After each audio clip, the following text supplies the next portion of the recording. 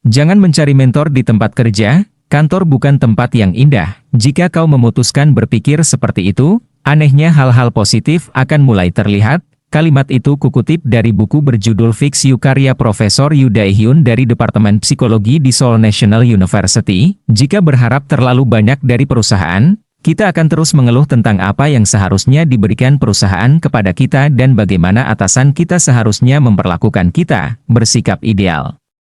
Dan berusaha memperbaiki dunia memang bagus, tetapi kita juga harus memikirkan batasan-batasan yang dimiliki suatu organisasi. Kalau tidak, usaha kita akan gagal. Bagaimanapun, perusahaan tidak seperti keluarga.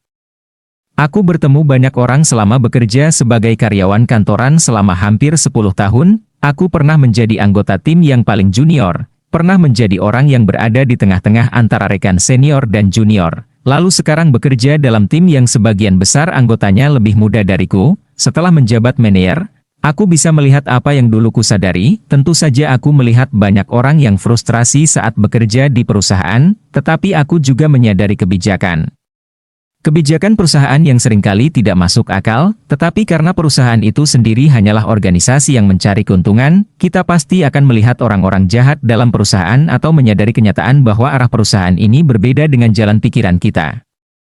Ini akan terdengar kejam, tetapi apabila seseorang merasa tidak cocok bekerja di suatu perusahaan, ia boleh mengundurkan diri, tidak perlu menyalahkan, atau menyiksa diri. Atasanmu bukan mentormu, hanya karena usia seseorang lebih tua tidak berarti ia adalah orang yang bijak. Dalam drama Misaeng, Jang Geurai, seorang karyawan kantoran, selalu diperhatikan dan didukung oleh atasannya, Oh Sang-sik. Orang seperti itu hanya ada dalam drama.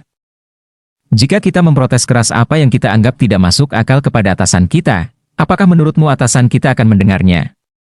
Mustahil. Atasan kita juga manusia, hanyalah karyawan biasa yang menerima tekanan dan resah tentang berapa lama lagi ia mampu melakukan semua ini. Jadi apabila karyawan yang lebih muda mengkritiknya, walaupun kritik itu masuk akal, ia pasti akan menerimanya dengan buruk. Jangan pernah melukai harga diri atasan. Walaupun mengalami sesuatu yang tidak masuk akal, kita tidak boleh mengkritik secara belak-belakan. Jika perlu, akan lebih baik jika melakukan pertemuan secara pribadi, ketika perasaan sudah lebih tenang, jika bisa berkonsultasi dengan atasan secara halus. Kita bisa menghindari pengerahan emosi yang tidak penting. Kita juga harus ingat bahwa rekan kerja kita bukan teman kita. Orang berharap terlalu banyak pada rekan-rekan yang mereka temui di tempat kerja. Mereka tidak ingin rekan-rekan kerja sebaya mereka menganeam posisi dan ikut ampur dalam pekerjaan mereka. Mereka ingin rekan-rekan mereka ikut menjelek-jelekan perusahaan dan atasan dalam acara kantor. Kalau tidak begitu, mereka bukan orang yang baik. Begitu juga dengan rekan junior. Kita ingin mereka bekerja tanpa mengancam pekerjaan kita. Kita ingin mereka patuh dan bekerja sesuai peran mereka. Di samping itu, mereka juga harus sopan. Kalau tidak, mereka akan dianggap lancang atau tidak kompeten.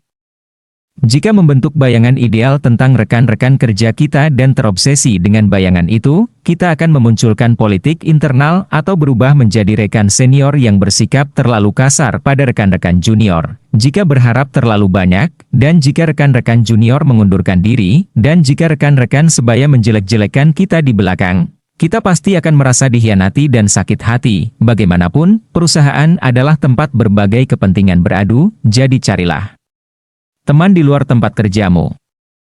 Jika menyamakan kartu nama perusahaan dengan diri kita sendiri, kita pasti akan merasa kesulitan apabila kartu nama yang melindungi kita selama ini lenyap. Jangan terlalu mementingkan perusahaan atau orang-orang yang bekerja di sana, dan jangan berharap terlalu banyak. Jika perusahaan adalah tempat yang bagus untuk mengembangkan diri dan mencari teman sejiwa, kita tidak mungkin digaji. Suatu hubungan bisa dipertahankan apabila semua pihak memiliki kepentingan yang sama. Jika berpikir perusahaan tidak bertanggung jawab atas diri kita dan bahwa hubungan kita dengan perusahaan hanya bersifat sementara, kita pun tidak merasa perlu menyalahgunakan kekuasaan. Kita tidak perlu kecewa karena merasa dikhianati setelah pengabdian yang kita berikan.